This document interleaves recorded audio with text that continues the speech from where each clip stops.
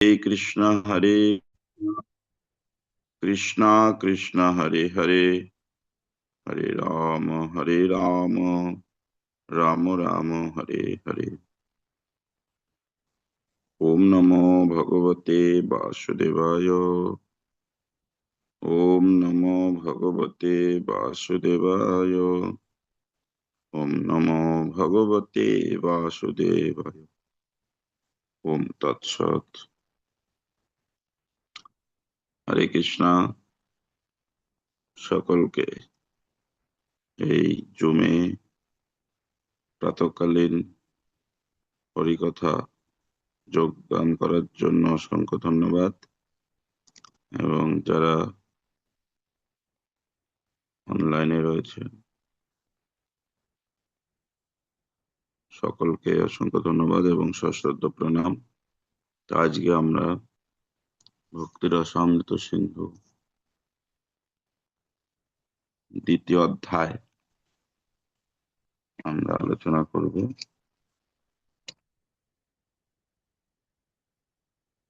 আমরা বৈধি ভক্তি সম্বন্ধে আলোচনা করেছি। বৈধি ভক্তির দুটি ভাগ, একটি গুরুদেব এবং শাস্ত্র নির্দেশে বৈদিক সাধনা ভক্তি। এই অনুশীলন করতে করতে যখন স্বাভাবিক স্বতঃস্ফূর্ত ভাব আসবে তখন বৈদিক রাগানুগা ভক্তি আমরা আলোচনা করেছি। আজকে পরের অংশগুলো আমরা আলোচনা করব।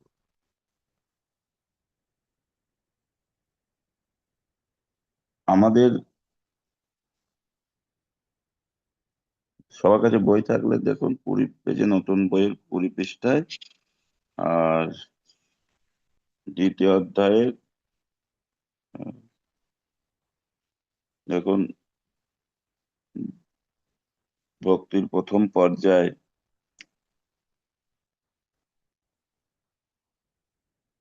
কেউ মনুষ্য যেমন পাওয়া সত্ত্বেও তার হৃদয় কৃষ্ণভাবে বিকশিত হয় না না করে, তাহলে তাকে 84 লক্ষ যোনি মৃত্যুর চক্রে প্রক্ষিপ্ত হতে হবে। এই প্যারাগ্রাফের পরের প্যারাগ্রাফ দেখুন।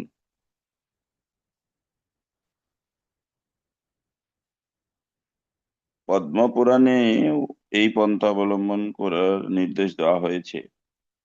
সেখানে বলা হয়েছে নিরন্তর ভগবান শ্রী বিষ্ণু স্মরণ করা কর্তব্য। এইভাবে নিরন্তর ভগবানকে স্মরণ করাকে ধ্যান বলা হয়। শাস্ত্রের বিধান হচ্ছে যে মনকে শ্রী বিষ্ণুতে একাগ্র করে ধ্যান করা কর্তব্য। ধ্যানের মাধ্যমে মনকে শ্রী বিষ্ণুতে নিবেশিত করা উচিত, যাতে ক্ষণিকের জন্য আমরা তাকে ভুলে না যাই। চেতনার এই অবস্থাকে বলা হয় সমাধি। আমাদের জীবনের কার্যকলাপকে এমনভাবে পরিচালিত করার চেষ্টা করতে হবে যাতে আমরা সর্বক্ষণ শ্রী বিষ্ণু বা শ্রীকৃষ্ণকে স্মরণ করতে পারি। এরই নাম কৃষ্ণ ভাবনামৃত। ধ্যান চতুর্ভুজ শ্রী বিষ্ণুকেই করা হোক বা দ্বিভুজ শ্রীকৃষ্ণকেই করা হোক, তা একই কথা। পদ্মপুরাণে বলা হয়েছে যেভাবেই হোক না কেন সর্বদা শ্রী বিষ্ণুর চিন্তা করতে হবে। কোনো পরিস্থিতিতেই যেন তাকে আমরা ভুলে না যাই। সমস্ত শাস্ত্রীয় বিধানের মধ্যে এটাই হচ্ছে মূল বিধান। যখন কোনো কর্ম করার নির্দেশ দেওয়া হয় তখন তার সঙ্গে কিছু নিষেধও থাকে। যখন শ্রীকৃষ্ণকে নিরন্তর স্মরণ করার নির্দেশ দেওয়া হচ্ছে তখন তার সঙ্গে এই নিষেধটিও নির্দেশিত হচ্ছে, যেন কখনো আমরা তাকে ভুলে না যাই। সমস্ত শাস্ত্রবিধি নিষেধ সম্পূর্ণভাবে এই বিধি নিষেধের অন্তর্গত। আমরা যে বেদে শাস্ত্রের নির্দেশ পালন করি চারটি বিশেষ করে প্রধান, তো শাস্ত্রে যত রকম আরো নিষেধ রয়েছে, বিধি রয়েছে, এই বিধি নিষেধের অন্তর্গত। আমাদের উচিত 24 ঘন্টা কৃষ্ণকে স্মরণ করা আর মুহূর্তের জন্য কৃষ্ণকে না ভোলা। এই বিধি সমস্ত বর্ণ আশ্রমের প্রতি প্রযোজ্য। 4টি বর্ণ, ব্রাহ্মণ, ক্ষত্রিয়, বৈশ্য, শূদ্র, আশ্রম 4টি, ব্রহ্মচর্য, গৃহস্থ, বানপ্রস্থ, সন্ন্যাস। বিধিগুলি কেবল ব্রহ্মচারীদেরই পালনীয় নয়, সেগুলি সকলেরই আচরণীয়। কেউ ব্রহ্মচারী হোক বা সন্ন্যাসী হোক, কনিষ্ঠ সাধক হোক, উত্তম সাধক হোক, তাতে কিছু যায় আসে না। পরমেশ্বর ভগবানকে নিরন্তর স্মরণ এবং ক্ষণিকের জন্য তাকে ভুলে না যাওয়া, এই নির্দেশ অনুসরণ করা সকলেরই অবশ্য কর্তব্য। তাহলে আমাদের যারা কৃষ্ণ ভাবনা অনুশীলন করছি, কে ছোট কে বড়, কে ব্রহ্মচারী কে গৃহস্থ, এটা বড় কথা নয়। কে কোন বর্ণে আশ্রমে আছি, এটা বড় কথা নয়। বড় কথা কোনটি? এই দুটো বিধি আমাদের নিষেধ পালন করতে হবে, যে কৃষ্ণকে সবসময় স্মরণ করা, মুহূর্তের জন্য কৃষ্ণকে না ভোলা। এই যে নির্দেশ, এটা অনুসরণ সকলের জন্য। আর আমাদেরও চেষ্টা করা উচিত যেন এই স্তরে আমরা উত্তীর্ণ হতে পারি, এই বিধি পালন করতে পারি। যদি এই বিধি পালন করা হয়, তাহলে অন্য বিধি নিষেধগুলিকে এই মুখ্য সিদ্ধান্তে সহকারী বা সেবক বলে বিবেচনা করা উচিত। বিধিনিষেধ ও তাদের ফলসমূহ শ্রীমদ্ ভাগবতম 11 স্কন্ধে বর্ণিত হয়েছে।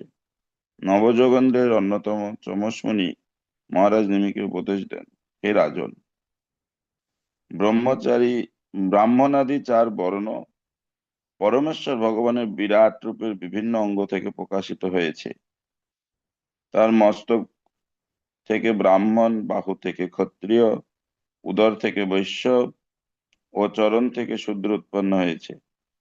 ব্রহ্মচর্য, গৃহস্থ, বানপ্রস্থ, সন্ন্যাস, এই আশ্রম 4টি তাদের সঙ্গেই উদ্ভূত হয়েছে। এই বর্ণ ও আশ্রমের বিভাগ গুণ অনুসারে হয়ে থাকে। ভগবদ গীতায় প্রতিপন্ন হয়েছে যে ভগবান নিজেই গুণ ও কর্ম অনুসারে 4টি বর্ণ ও 4টি আশ্রম সৃষ্টি করেছেন। শরীরের বিভিন্ন অঙ্গ যেমন বিভিন্ন কার্য করে, তেমনই গুণ ও কর্ম অনুসারে বিভিন্ন বর্ণ ও আশ্রমের ভিন্ন ভিন্ন কার্যকলাপ রয়েছে।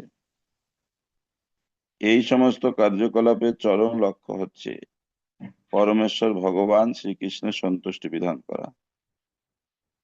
ভগবদ গীতায় প্রতিপন্ন হয়েছে ভগবানই পরম ভোক্তা।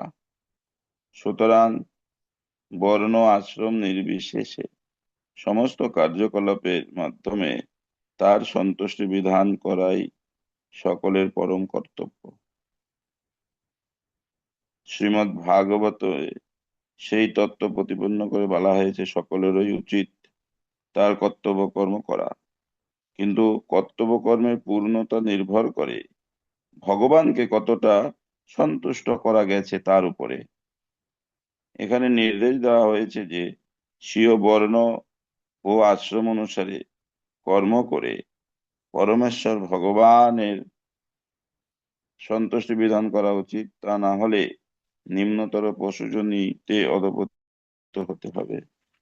আমাদের কর্তব্য জ্ঞানে আমাদের এই ভক্তির এই যে উম, বিভিন্ন স্তর, এগুলো আমাদের অনুশীলন করা উচিত। তাহলে আমাদের আর অধঃপতিত হতে হবে না। আর যদি আমাদের ভগবানের সন্তুষ্টি না করব কর্তব্য জ্ঞানে, তাহলে পরবর্তীতে আমাদের অধঃপতিত হওয়ার সম্ভাবনা রয়েছে। উদাহরণস্বরূপ বলা যায়, ভগবানের মস্তক থেকে উৎপন্ন হয়েছে যে ব্রাহ্মণ, তার কর্তব্য হচ্ছে দিব্য বৈদিক মন্ত্র বা বাণীর প্রচার করা। ব্রাহ্মণ যেহেতু ভগবানের মুখ, তাই তার কর্তব্য হচ্ছে শব্দ ব্রহ্মের প্রচার করা এবং ভগবানের হয়ে ভোজন করা। দেখুন, এখানে আমরা অনেক ব্রাহ্মণ দীক্ষার জন্য প্রচেষ্টা করি না, অনেকে আবার আগ্রহী। তো এখানে ব্রাহ্মণ হচ্ছে ভগবানের মস্তক স্বরূপ, তো ব্রাহ্মণের কিছু কর্তব্য রয়েছে। আর এই ব্রাহ্মণের কর্তব্যটা কি? যেহেতু ভগবানের মুখ, তাই ভগবানের যে দিব্য বাণী, এই ব্রাহ্মণের মুখ দিয়ে শব্দ ব্রহ্মের প্রচার করা, এই প্রচারটা সাধারণ নয়। সেই জন্য, যেহেতু এটা ভগবানের দিব্য বাণী এবং ভগবানের হয়েই কথা বলছে, তাই আমাদের কেমন কথা বলা উচিত সেটা আমাদের নিজেকে একটু বিচার করা উচিত। এখানে বলছেন যে ব্রাহ্মণের ভগবান ব্রাহ্মণের মুখে ভোজন করেন, তাই ব্রাহ্মণরা ভগবানের হয়ে ভোজন করেন, গ্রহণ করেন। বৈদিক বিধান হচ্ছে ব্রাহ্মণ যখন ভোজন করেন, তখন তার মাধ্যমে ভগবান ভোজন করছেন বলে মনে করা উচিত। কিন্তু তার অর্থ এই নয় যে ব্রাহ্মণ ভগবান হয়ে ভোজন করার নাম করে সারাক্ষণ কেবল ভোজনই করে থাকবে এবং সমস্ত পৃথিবী জুড়ে ভগবানের বাণী প্রচার করার কাজ কিছুই করবে না। পক্ষান্তরে যিনি ভগবানের বাণী প্রচার করেন, তিনি পরমেশ্বর ভগবান শ্রীকৃষ্ণের অত্যন্ত প্রিয়। এই সত্য ভগবদ গীতাতেই প্রতিপন্ন হয়েছে। এই ধরনের প্রচারকই হচ্ছেন যথার্থ ব্রাহ্মণ, এবং তাকে ভোজন করানোর মাধ্যমে সরাসরি ভাবে ভগবানকে ভোজন করানো হয়।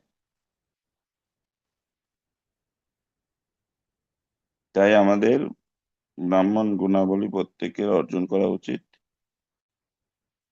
এবং আমরা ব্রাহ্মণ হই, ক্ষত্রিয় হই, বৈশ্য হই, শূদ্র হই, আমাদের উদ্দেশ্য হচ্ছে কৃষ্ণকে স্মরণ করা, মুহূর্তের জন্য কৃষ্ণকে না ভোলা। এটা যদি আমরা করতে পারি, এটাই হবে প্রকৃত সার্থকতা। তেমনই ক্ষত্রিয়ের কর্তব্য হচ্ছে মায়ার আক্রমণ থেকে জনসাধারণকে রক্ষা করা। মহারাজ পরীক্ষিত যখনই দেখলেন যে একজন শূদ্র গোবধ করতে উদ্যত হয়েছে, তিনি তৎক্ষণাৎ সেই শূদ্র রাজবেশী দুষ্ট কলিকে বিনাশ করার জন্য তরবারি কোষ মুক্ত করেন। এটি হচ্ছে ক্ষত্রিয়ের প্রধান কর্তব্য।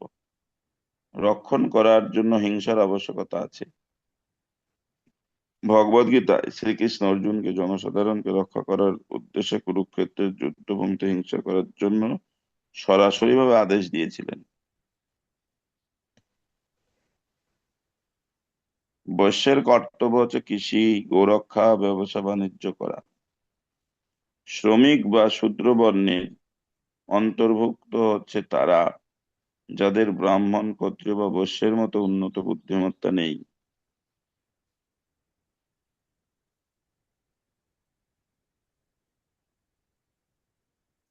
বৈশ্যের কর্তব্য হচ্ছে কৃষি, গোরক্ষা, ব্যবসা বাণিজ্য করা। শ্রমিক বা শূদ্র বর্ণের অন্তর্ভুক্ত হচ্ছে তারা যাদের ব্রাহ্মণ, ক্ষত্রিয় বা বৈশ্যের মতো উন্নত বুদ্ধিমত্তা নেই, এবং তাই তাদের কর্তব্য হচ্ছে তাদের শারীরিক কার্যক্ষমতা দিয়ে উচ্চতর বর্ণের লোকেদের সাহায্য করা। এইভাবে এই বিধির মাধ্যমে সবকটি বর্ণের মধ্যে পূর্ণ সহযোগিতা থাকে এবং সকলেই পারমার্থিক প্রগতি সাধনে সমর্থ হয়। উপরোক্ত সহযোগিতার অভাবের ফলেই সমাজের পতন হয়। সেটিই কলহের যুগ, কলির পরিস্থিতি।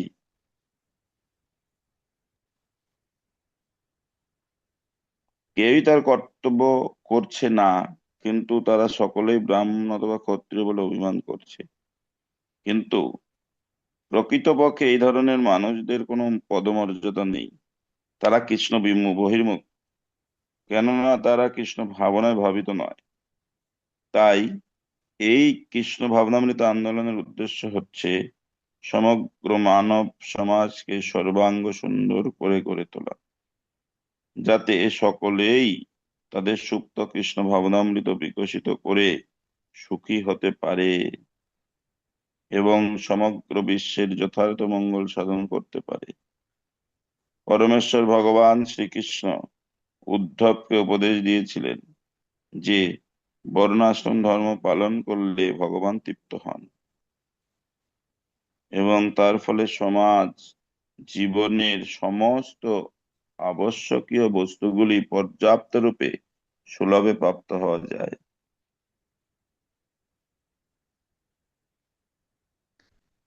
কারণ পরমেশ্বর ভগবান সমস্ত জীবকে পালন করেন।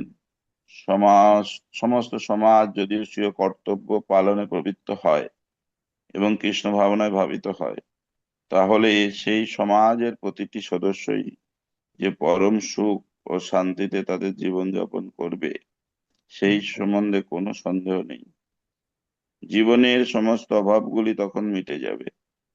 সমস্ত পৃথিবী তখন বৈকুণ্ঠে পরিণত হবে। এমনকি ভগবত ধামে না গিয়েও কেবল শ্রীমদ্ ভাগবতের নির্দেশ পালন করে এবং কৃষ্ণ ভাবনায় ভাবিত কর্তব্যসমূহ আচরণ করে সমগ্র মানব সমাজ সর্বতভাবে সুখী হতে পারে। শ্রীমদ্ ভাগবতমে ভগবান বলেছেন, হে উদ্ধব, সব মানুষই হয় স্বাস্থ্য সমস্ত কার্যকলাপে নয়তো জড়জাগতিক কার্যকলাপে লিপ্ত। এই কার্যকলাপের ফলে তারা যদি কৃষ্ণ ভাবনায় উদ্বুদ্ধ হয়ে আমার আরাধনা করে, তাহলে তারা আপনা থেকে ইহলোক ও পরলোকে পরম আনন্দ উপভোগ করতে পারে। সেই সম্বন্ধে কোনো সন্দেহ নেই। শ্রীকৃষ্ণকে শ্রীকৃষ্ণের এই উক্তি থেকে আমরা এই সিদ্ধান্তে উপনীত হতে পারি যে কৃষ্ণ ভাবনায় ভাবিত হয়ে কর্ম করলে সকলেরই সমস্ত অভীষ্ট সিদ্ধ হবে।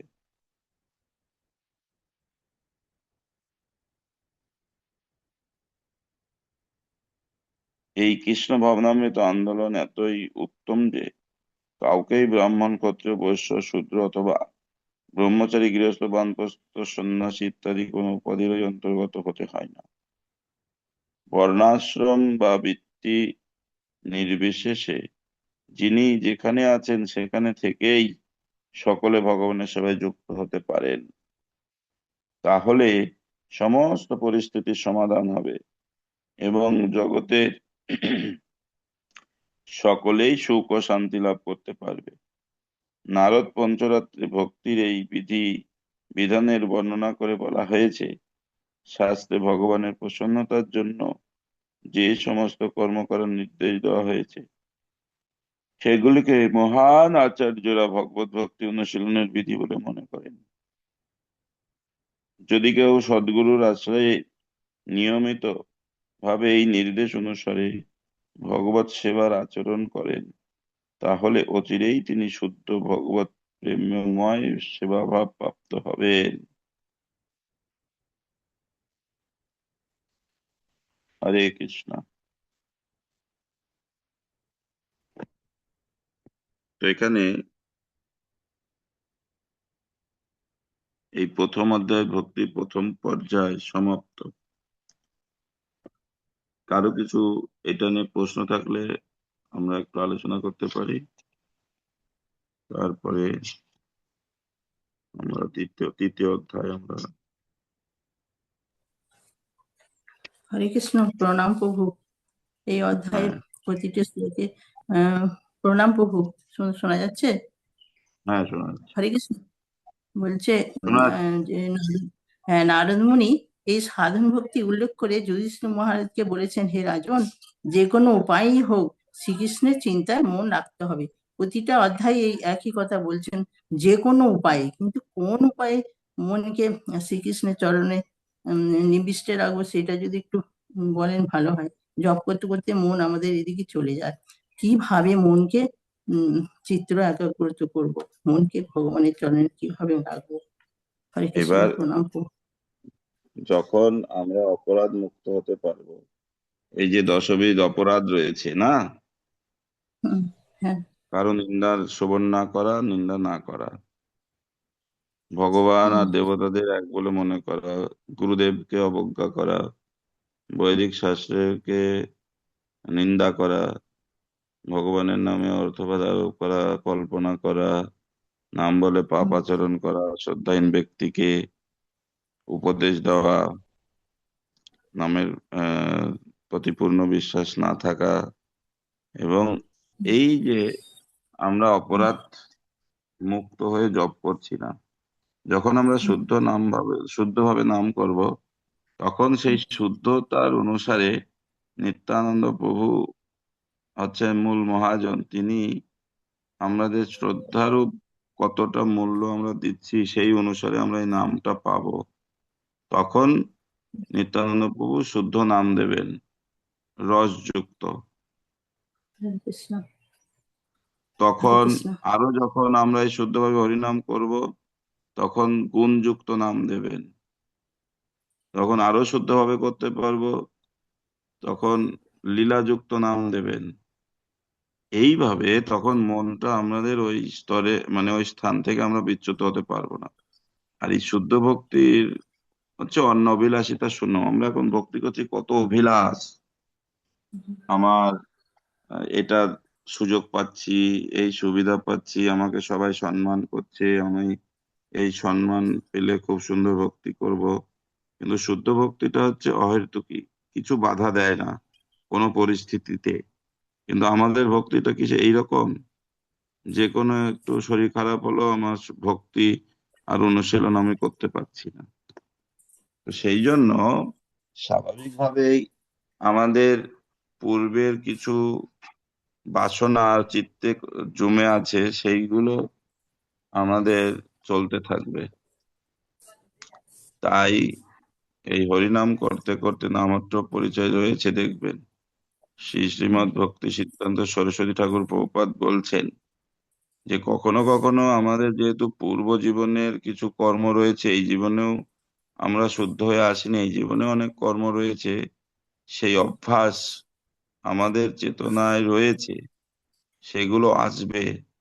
কিন্তু শিথিলতা না করে হরিনাম করতে করতে অন্য চিন্তা আসবে, শিথিলতা না করে নিষ্ঠাপূর্বক হরিনাম আমরা করা উচিত। এই করতে থাকলে থাকতে থাকতে একটা সময় আমাদের আর জোর করে নাম, লীলা এগুলো চিন্তা করার দরকার নেই, আপনা থেকে আসবে। এখন আমাদের কর্তব্য হচ্ছে এই হরিনাম অক্ষরের ধ্যান করা। আর এইভাবে ধীরে ধীরে এই যে অভ্যাস, কেউ গান শিখছে তাকে কত সাধনা করতে হয় দেখুন। একদিনেই কি সে গানের ছন্দ তাল লয় এগুলো ধরতে পারে? তাকে কত দিন ঘন্টা ঘন্টা ধরে অনুশীলন করতে হয়, সাধনা বলে এটাকে। তো যখন সে সাধনায় উন্নত হয়, তখন সে আহ, একটু অভিজ্ঞ হয়, তখন তার সেই সমস্ত গীত ভালো লাগে শুনতে, সেও আনন্দ পায়। সব রকম জিনিসটা আমরা যে এই ভক্তির যদি সিদ্ধি লাভ করতে চাই, এই অনুশীলন হচ্ছে সাধনা। আমরা জপ করি, মনটা থাকে অন্যদিকে। তাই মনোযোগী হয়ে এক স্থানে বসে, এক আসনে বসে যে আমরা কতটা করতে পারছি সেটা হচ্ছে ধ্যান, সেটা হচ্ছে আমাদের লক্ষ্য। তো এইভাবে যখন আমরা প্রখর ভাবে সাধনা করব, তাই আমরা একটা শিষ্যের একটা গুণ, অনুসরণীয় সাধনা সে প্রদান করবে। অনুসরণীয় মানে তাকে দেখে আর একজন অনুসরণ করবে, যে এই ভক্তটি এরকম সাধনা করে, আমাকে ওটা করা উচিত।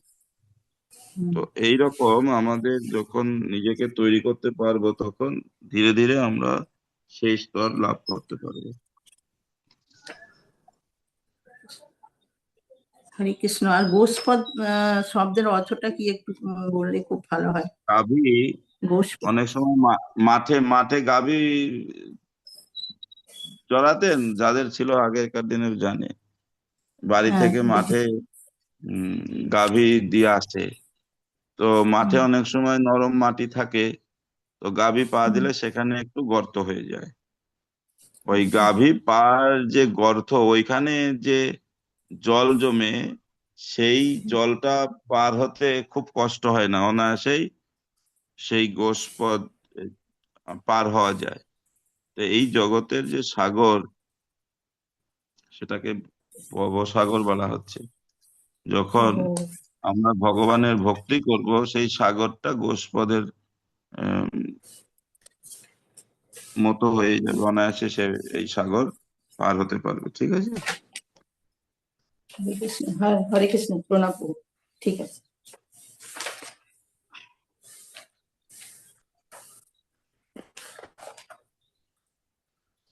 পদ্মজা মাতাজি।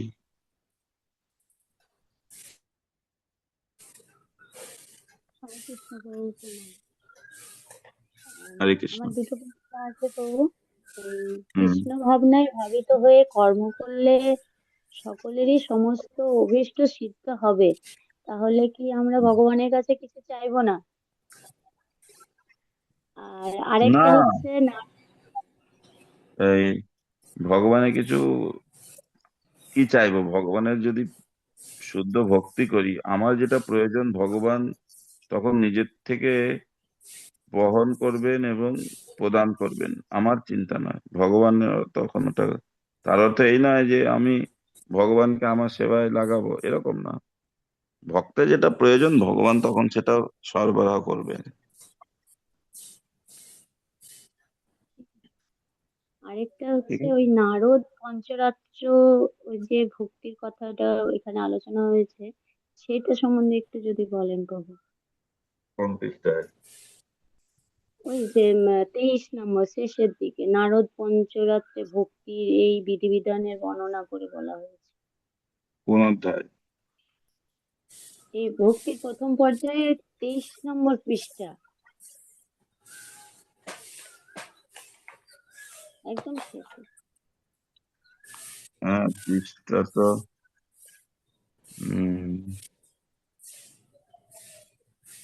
একদম আমার পুরাতন শেষের বই, তাই তো? হ্যাঁ, না নতুন বই। পুরাতন বই। এটা আছে নতুন। দ্বিতীয় অধ্যায়ের শেষ প্যারাটায় আছে, শেষ প্যারার শেষের দিকে আছে এটা। হ্যাঁ, 23 নম্বর পাতা। নারদ নারদ পঞ্চরাত্র কোথায়?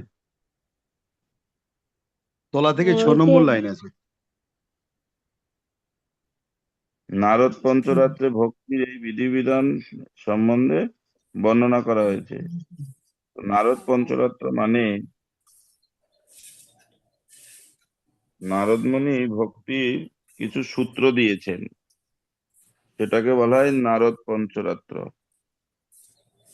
আর এটা হচ্ছে একটা বিধি, যে গুরু পরম্পরা ধারায় এই বিধিগুলো অনুসরণ করতে হয়। এটা হচ্ছে নারদ পঞ্চরাত্র বিধি বা সূত্র বলা হয়। তাই শাস্ত্রে বলছে ঐকান্তিকী হরির ভক্তি, হ্যাঁ, উৎপাদৈব শ্রুতি স্মৃতি পুরাণাদি পঞ্চরাত্র বিধিং বিনা ঐকান্তিকী হরিভক্তি উৎপাতৈব কল্পতে। তো যখন এই আমরা ঐকান্তিক ভক্তি করছি স্বাধীনভাবে, শ্রুতি মানে শ্রবণ, সাধুর সঙ্গে যেটা শ্রবণ করেছি, স্মৃতি, ওটা যদি স্মরণ না করি, আর এই পঞ্চরাত্র সূত্র থেকে যদি আমি গ্রহণ না করি, তো ওই ভক্তি ঐকান্তিক হলেও ওই সমাজে উৎপাত সৃষ্টি করবে। তো পঞ্চরাত্র মানে এটা একটা নারদ মুনি সূত্র দিয়ে গেছেন ভক্তি কি করে করতে হবে, আমাদের সেই সূত্র অনুসারে গ্রহণ করা উচিত। আর সেটা হচ্ছে এই যে গুরু পরম্পরা ধারা, আর ভাগবত সূত্র একটি, আর পঞ্চরাত্র সূত্র একটি। এই ইসকন এই দুটো সমন্বয়ে তৈরি হয়েছে। নারদ পঞ্চরাত্র মানে নারদ মুনি ভক্তির কিছু সূত্র দিয়েছেন, সেটি একটি গ্রন্থ আকার রূপ নিয়েছে, সেটা হচ্ছে নারদ পঞ্চরাত্র। ঠিক আছে। ঠিক আছে প্রভু। হরে কৃষ্ণ প্রণাম। আর একটা কি প্রশ্ন ছিল? ওইটাই, ওই যে বললাম কৃষ্ণ ভাবনায় ভাবিত হয়ে কর্ম করলে সব উম, সকলেরই সমস্ত অভীষ্ট সিদ্ধ হবে, ওইটা। তাহলে ভগবানের কাছে আমরা কিছু চাইবো না, ভগবান। আর আমাদের কি সবসময় মনের মধ্যে আকাঙ্ক্ষা থাকতে হবে কিছু চাওয়া? তাহলে আমাদের কর্মগুলো কি উম, ভালো হবে? সবসময় আকাঙ্ক্ষা কি থাকতে হবে? সবসময় আকাঙ্ক্ষা তো ভগবানের শ্রীচরণ থাকতে হবে, তাই না? তাহলে হ্যাঁ, আমরা ওই আকাঙ্ক্ষাটা কেন রাখবো যে আমাদের সমস্ত অভীষ্ট সিদ্ধ হবে? ওই অভীষ্ট সিদ্ধির জন্য নয়, ভগবানের কাছে এই আকাঙ্ক্ষা রাখতে হবে। প্রহ্লাদ মহারাজ কিরকম আকাঙ্ক্ষা করেছিলেন, যে ভগবানকে দর্শন চাইছে, সেটাও আকাঙ্ক্ষা করে না। তখন প্রহ্লাদ মহারাজ বলছেন, ঠিক আছে, ভগবানের কোলেই বসে আছে, তো ভগবান বলছে তোমাকে একটু বর দেবো, তুমি কিছু চাও। প্রথমে বলছে আমার কিছু দরকার নেই, আমার আপনার প্রতি যেমন ভক্তি সেটাই থাকুক। বলছে না আর কিছু হুম, চাও। তখন বলছে না আমি যেন তাহলে আমার গুরুদেবের সঙ্গে সব সময় থাকতে পারি। তখন বলছে কেন গুরুদেবের সঙ্গে? বলছে আপনি তো সব সময় কারো কাছে থাকবেন না, কিন্তু আমি যদি গুরুদেবের কাছে থাকি, গুরু সন্তুষ্ট করতে পারি, তাহলে আপনাকে প্রাপ্ত হতে পারবো যখন ইচ্ছা করব। তো সেই জন্য ভক্ত, ভক্তি মানে রানী, যিনি শুদ্ধ ভক্তি করবেন তার কাছে সবকিছুর দাসীর মতো অপেক্ষা করে, কখন তার সেবায় আমি উপযোগ হব। তো আমরা আগে দেখলাম না, রানী সেবা করার জন্য দাসীরা কে আহ্বান করতে হয় না, দাসীরা তৎপর থাকে সব সময়। হুম, তো সেই জন্য কৃষ্ণ ভক্তি কইলে সর্বকর্মকৃত হয়, এটা হচ্ছে পূর্ণ শ্রদ্ধা, শ্রদ্ধার সর্বশ্রেষ্ঠ। আমরা ভক্তি করছি কিন্তু আমাদের সেই বিশ্বাসটি নেই। যখন এইরকম বিশ্বাস আসবে তখন এটাকে বলা হবে শুদ্ধ ভক্তি। আর সেই স্তরে যাওয়া কঠিন। পুত্র পরিবার রয়েছে, আমরা অনেক দায়িত্ব কর্তব্য আছে, এই কর্তব্য পালনে তাদেরকে আমরা সেবা যত্ন বা আকাঙ্ক্ষা অনেক কিছু করব, কিন্তু আসক্তি থাকবে কৃষ্ণের প্রতি। বিষয়ে প্রীতি হবে আছই আমায়, সেই মতো প্রীতি হোক চরণে তোমার। আমাদের সংসারের প্রতি, পুত্র পরিবারের প্রতি কিরকম আমাদের আসক্তি বা আন্তরিক ভাবে একটা ভাব অন্তর থেকে, ভগবানের প্রতি সেই রকম ভাব এসেছে কি? যদি আছে তাহলে ক্ষতি নেই, আর এই সংসারে আর ভয়ও নেই। যদি জগতের সম্পদ বিষয় পরিবারের প্রতি আমার যেমন আসক্তি, ভগবানের প্রতি আসক্তি না থাকে, তাহলে ভয় যে এই বিষয়ের দ্বারা আমি এই জগতে আরো কষ্ট পেতে পারি। আর যদি ভগবানের প্রতি সেরকম আসক্তি, একই রকম ভাব অনুভব, অনুভূতি, তাহলে সমস্যা নেই, যে এই সংসারে থাকলেও সেই সংসারের দ্বারা মোহিত হবে না। ঠিক আছে। হ্যাঁ বলুন, ঠিক আছে, হরে কৃষ্ণ। মিতালি মাতাজি।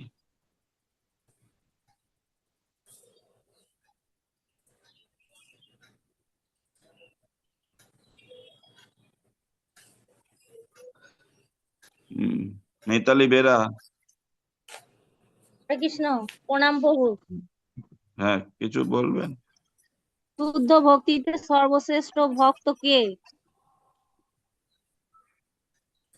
সর্বশ্রেষ্ঠ আমি ভক্ত কে? হ্যাঁ, শুদ্ধ ভক্তি রাধা রানী। আমি রাধা ভাবছিলাম রানী নারায়ণ, নারায়ণ নাকি। নারায়ণ। আমি নারায়ণ প্রথম নারায়ণ। দুটো আচ্ছা, তো শুদ্ধ ভক্তি শ্রেষ্ঠ হচ্ছে রাধা রানী, কারণ তার থেকে কেউ উম, নেই এই জগতে, চিন্ময় জগতে, উভয় জগতে কেউ নেই। ঠিক আছে, আগামীকাল তৃতীয় অধ্যায় পড়ে আসবেন। তৃতীয় অধ্যায় আমরা শ্রবণ করব, ভক্তি যোগের অধিকারী যে কি কি লক্ষণ, অনেক কিছু আছে। খাতা পেন নেবেন, ছোট ছোট পয়েন্ট গুলো নোট করবেন। হরে কৃষ্ণ কৃষ্ণ কৃষ্ণ হরে হরে, হরে রাম রাম রাম হরে হরে। হরে সকলকে বৈষ্ণবের প্রণাম। বাঞ্ছা কল্পতরুভ্যশ্চ কৃপা সিন্ধুভ্যেব চ পতিতানাং পাবনেভ্যো বৈষ্ণবেভ্যো নমো নমঃ। অনন্ত কোটি বৈষ্ণব ভক্ত বৃন্দ কি জয়, শিল প্রভুপাদ কি জয় জয়, সর্বত্র জয় ভগবান কি জয় জয়। নন্দে হরি হরি বল। হরে হরে।